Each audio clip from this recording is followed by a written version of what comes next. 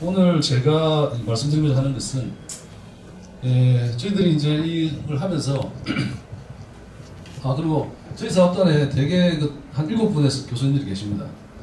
일본 뭐 전공하신 분도 계시고 저는 중국이지만 그래서 한중일 두루두루 이렇게 다양한 교수님들이 계신데 일본어 대단히 능통하고 일본에서 유학하신 분도 많이 계신데 제가 왔어야 되는 게 아니고 그분들이 오셔서 가지고 좀 했어야 되는데 어떻게 하다 보니까 제가 왔고요. 그래서 저희들이 이 바다를 걷는 사람들이라는 것은 그냥 이제 저희들이 다음에 앞으로 어떤 연구를 할까, 그 다음에 이 연구를 어떻게 대중들과 어떻게 소통할 것인가, 그런 생각에서 그냥 던져낸 주제 중에 하나입니다.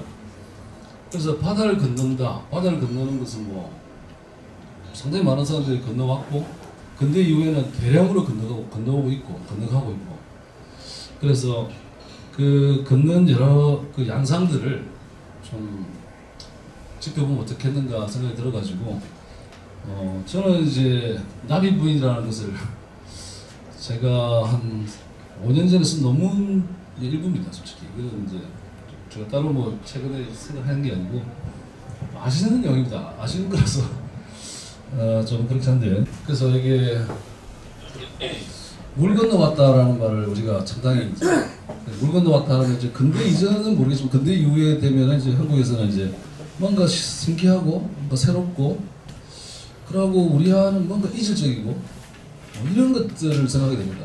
여기에는 약간 이제 태평양 건너왔다 아니면은 해나탄 건너오면은 좋은 거. 그래서 이거를 사면은 뭔가 갖고 있으면 뭔가 좀 행사도 할 수 있겠다 이런 이제 생각을 많이 했죠. 근데 건너오는 것은 이제 건너와서 그 다음에 어떻게 되는가. 그러니까 뭐 물건은 뭐 근데 물건이라고 하더라도 그것이 이제 들어오게 되면은 그 내부에서 정착되는 과정들이 있습니다. 그 정착되는 과정에서 이제 문화가 발생하는 거죠. 새로운 물건이 만들어지기도 하고 또 거기에 대해서 그 물건을 사용하면서 그 수용된 그 자리에서 그러니까 저쪽에서 가져온 거 다른 문화가 이렇게 형성돼요. 네, 토마스 글로버라는 사람. 나비부인은 여러분도 알다시피 이런 내용입니다. 이 사람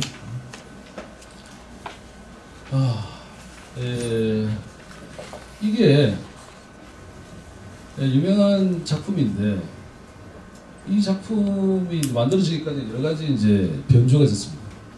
처음에는 이제 롱이라는 사람이 있습니다. 롱이라는 사람이 소설을 썼는데 이런 주제를 가지고 썼다고 합니다. 나비부인 이야기는 아시죠? 그러니까 미국 장교와 그 다음에 일본인 현지차와의 이제 애절한 사랑 이야기인데요. 그래서 미국인 장교가 이제 고향으로 가죠. 단위로 간다고 가는데 오매불망 이제 그 미국인 장교 남편을 기다려. 그래서 이제 토마스 글로버, 아마 나가사키 가보신 분 아시겠지만 글로버 집이 있습니다. 그죠?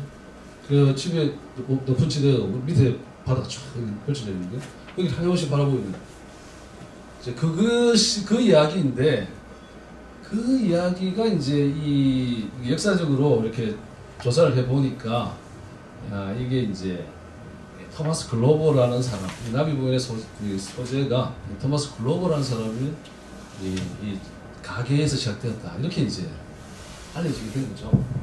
그래서 이제 롱이라는 사람이 이제 나가사키로 가보고 이제 그 토마스 글로버 집도 가보고 뭐 했겠죠. 왜냐면 토마스 글로버 집 전체가 가보시면 지금 다 이게 옛날에 그 외국인들, 특히 서양인들이 살던 집 주택가입니다.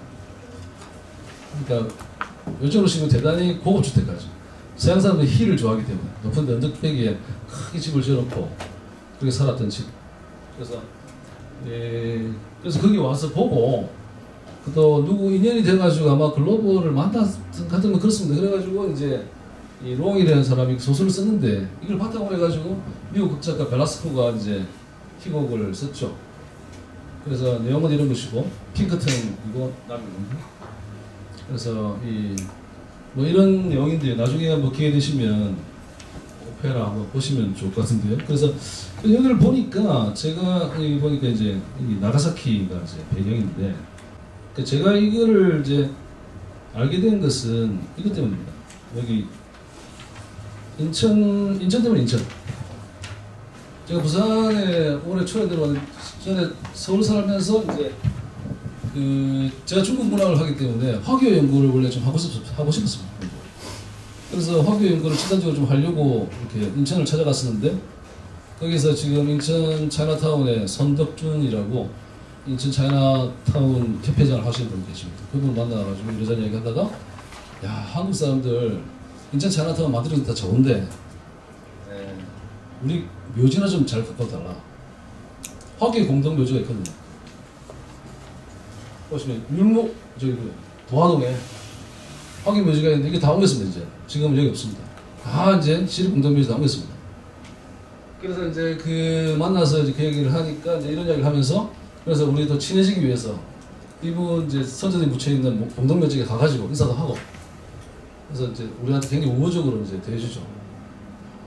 왜냐면 이분들도 오늘 우리 도공 그분 만나서 아시겠지만 서러움이 많거든요. 한국 사회 살면서. 그래서 우리가 접근할 때 굉장히 조심해야 되고 그분들도 이제 마음을 열어주기가 우리가 굉장히 진실함을 보여줘야만 문을 열어주기 때문에 그래서 나름대로 노력을 많이 했습니다. 그런데 어쨌든 제가 그분을 만나가지고 짜장면 요리도 듣고 공화춘도 가보고 지금은 뭐 옛날 건물이 아니지만 그러면서 이제 가보니까 이제 이분들 이야기 듣고 그러면서 부산은 아니지만 어쨌든 인천에 이게 이문화 교류의 또 하나의 모습이 건축물로 남아있지만 묘지도 있구나. 그래가지고 이제 중국이 아니고 중국입니다. 율목동에 가면 일본인 묘지가 있고 그 다음에 북성동에 가니까 제가 머리 꼽혔던 게 이제 북성동입니다. 지금도 그 자리인지 모르겠는데 제가 가봤거든요. 근데 북성동 외국인 묘지가 이렇게 아시죠? 이렇게 본분 없고 그냥 비석만 있고 바닥 비석도 있고 근데 막 그 주변에 이제 막 놀이터도 있고 그런데 막 애들이 거기서 막 그냥 노는 거예요. 그냥 막 완전 놀이터예요. 이건 아니다 이런 생각이 들었습니다. 이제 점점 이렇게 묘지에 이름이 없어진 게 있습니다. 하도 이제 닳혀가지고 그래서 누군지를 알 수가 없는 그런데 이제 인천에서 어떤 민간사학자 연구해놓은 걸 보니까 이제 하나 글로브 베네트라는 사람이 있더라고요. 이게 바로 토마스 글로버의 딸입니다. 나비 부인의 배경이 되었던 글로버 집안, 토마스 글로버라는 집안의 딸인데, 이 딸이 이제 토마스 글로버가 나가사키에 살면서 결혼을 했죠. 근데 제가 제 기억으로 아마 일본인 부인이 2명이 있다고 했습니다. 그러니까 아마 혼혈일 겁니다. 분명히. 그러면 이 글로버 딸이 왜 인천 공동 묘지에 묻혀있냐. 그래서 제가 이제 찾아보니까 그 유래가 이제 발견되었는데 그래서 이걸 보니까 이제 그렇구나. 토마스 글로버가 스코틀랜드계 영국 사람인데 이 사람이 원래 이제 중국의 가장 유명한 그러니까 도민도 회사 말고 영국의 도민도 회사 다음에 이제 젠트리 트레이더죠. 컨트리 트레이더 그러니까 지방 무역 상인들이 막 들어오기 시작합니다. 이제 도민도 회사는 독점이 무너지고 거기에 이제 일반 상인들이 막 들어오죠. 그 중에서 가장 강력했던 상인이 바로 자딘 앤드 메디슨 이화양입니다. 이화양행의 직원으로 왔다가 나가사키 지사로 파견이 되는 거죠. 토마스 글로버가. 거기서 이제 성장을 합니다. 그러니까 토마스 글로버는 일본 근대사에서 굉장히 유명한 사람입니다. 그래서 제가 나가사키를 보니까 나가사키 외국인 묘지를 가보진 않았지만 굉장히 잘 되어 있습니다. 아주 정비도 잘 해놓고 그 다음에 명단도 착 뽑아가지고 준비해놓고 연구도 해놓고 제가 이번에 일본 박물관 가면서 항상 놀라워하는 거는 바로 그런 거거든요. 오히려 일반 책보다 훨씬 잘 되어 있습니다. 전시가. 그래서 이게 인천과 나가사키의 차이점이 되게 똑같은 개항장인데 왜 이렇게 다른 거예요? 서양인에 대한, 이주인에 대한.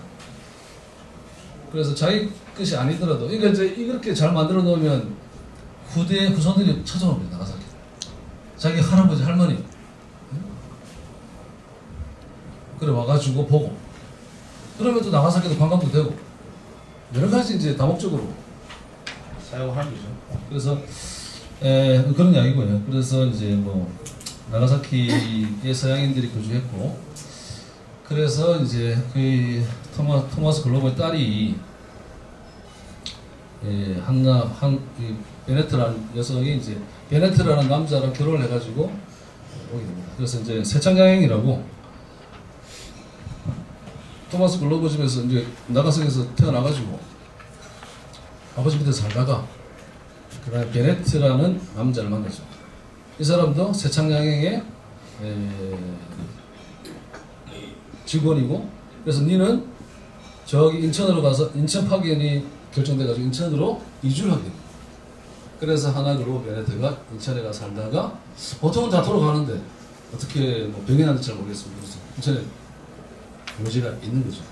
그래서 어쨌든 간에 이렇게 하나 글로버 베네트라는 여성 묘지 무덤을 통해 가지고 이렇게 보다 보니까 이게 토마스 글로버의 딸이고 토마스 글로버는 나가사키의 굉장히 유명한 서양 영국인 그 다음에 이 토마스 글로버가 일본 해군을 만드는 데 굉장히 큰 역할을 합니다. 조선업 그러니까 스코틀랜드계 영국인들이 다 이렇게 미시비시 조선소에 와가지고 고문 역할을 해주면서 그런 역할을 하는데 이 사람들이 중개를 해주고 정말 많이 옵니다. 그래가지고 이렇게 이제 글로버 집에서 살다가 근데 글로버는 이제 현지처를 두게 되고 그 다음에 자기 자녀들이 이제 나오게 되고 그 자녀들은 이렇게 이주하고 이렇게 이제 가면서 그래서 이제 지금 가게도에 보면은 이제 뭐 손자의 손자까지 있다고 하는데 자기 할아버지나 뭐 이런 잘 돌보지는 않는 것 같습니다. 제가 알고 있기로 기록이 하면. 그래서 제가 드리는 이야기는 이제 이런 나비 부인의 이야기가 스토리텔링이 되는데요. 그 스토리텔링 근거는 이제 이런 그러니까 배경이 있고 그 배경을 어떻게 활용해 가지고 만들어내서 세계적인 오페라로 만들어내는가 이런 거거든요. 그럼 이걸 알게 되면 또 나가사키 막 갈 거 아닙니까? 토마스 글로버 찾아보려고 직접 가보고 정원도 보러 가보고 지금도 나가사키 관광에 하나 명성되어 있으니까 그것만으로도 성공한 거죠. 그래서 우리는 이제 부산도 어떻게 보면 그런 도시인데 우리는 과거를 너무 치우고 있는 건 아닌가. 특히 근대유산 그런 생각을 해봅니다. 그래서 앞으로 여러 선생님들이 이제 특히 부산에서 인문학 교류 이런 부분을 상당히 예정을 갖고 계시고 또 발굴하고 그 다음에 흔적들을 찾아가는 작업들을 하시니까 저희 사업단 자체가 이제 그런 연구를 하려고 하거든요. 그래서 정보도 많이 주시고 저희들이 하는 것들이 있으면 또 조언도 구하고 그렇게 하겠습니다.